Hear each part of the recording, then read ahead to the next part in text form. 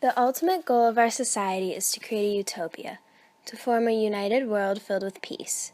Ideally, all genders would be both legally and socially equal and possess equal opportunities to grow as people and prosper economically.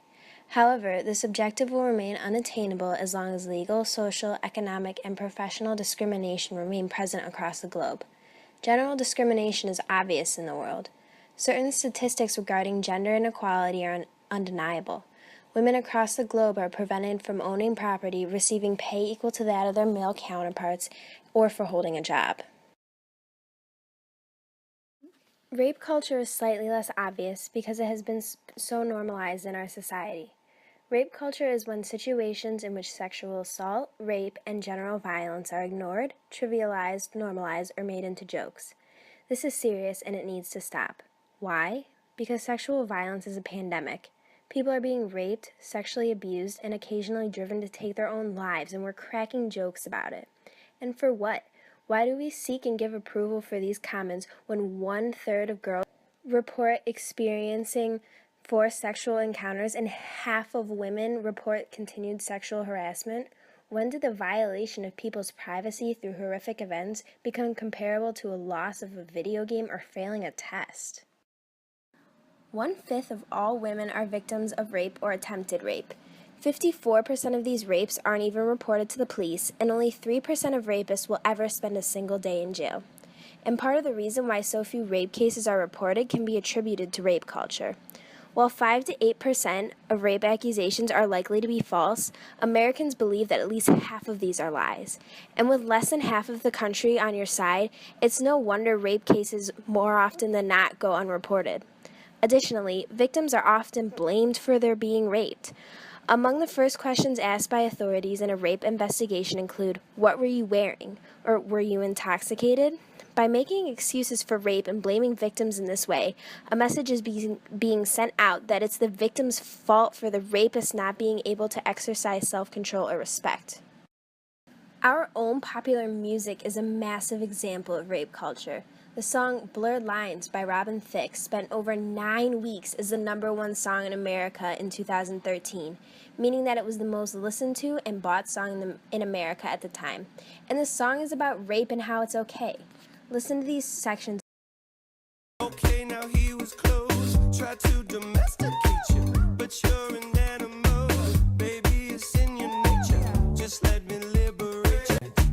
I know you want it, good girl, can't let it get past me, not far from plastic, talking about getting blasted, blurred lines, I know you want it.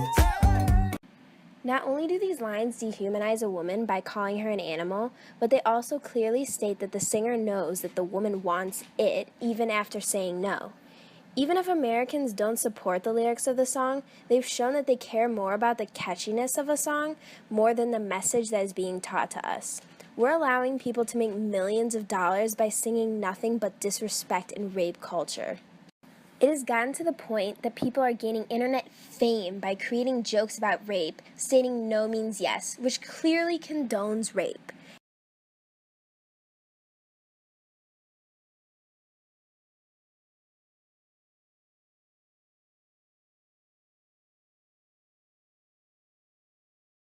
A really big idea is that although there are laws and regulations in place that say they protect women, the theory doesn't really go into practice, I would argue.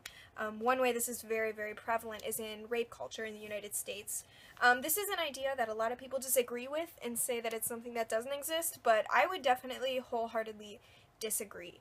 Approximately 3% of rapists spend any time in jail. So for the amount that it happens, there's very little punishment actually happening. Normalized even from when we're children.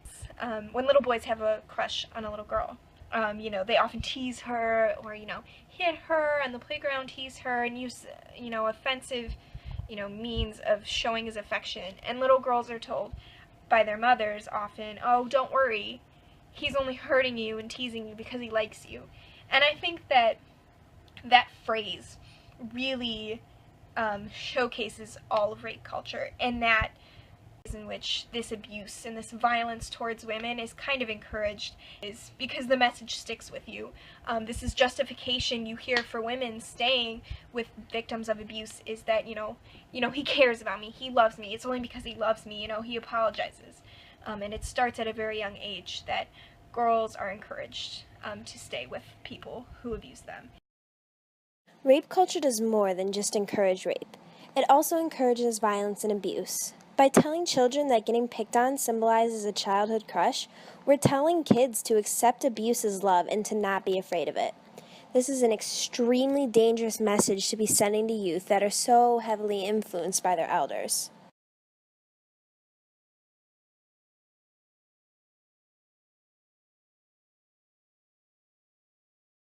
The Phi Delta Theta fraternity was banned at Texas Tech for throwing a party that featured banners saying "No means yes" in September of 2014. Images from the event were posted on the internet and attracted the attention of authorities.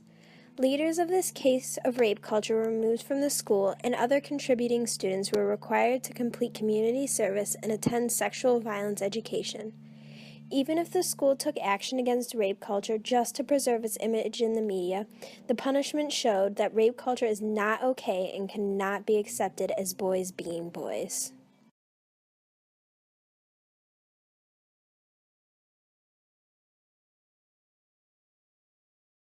It's time to stop this. No more boys will be boys. No more "what were you wearing" or "were you drunk?"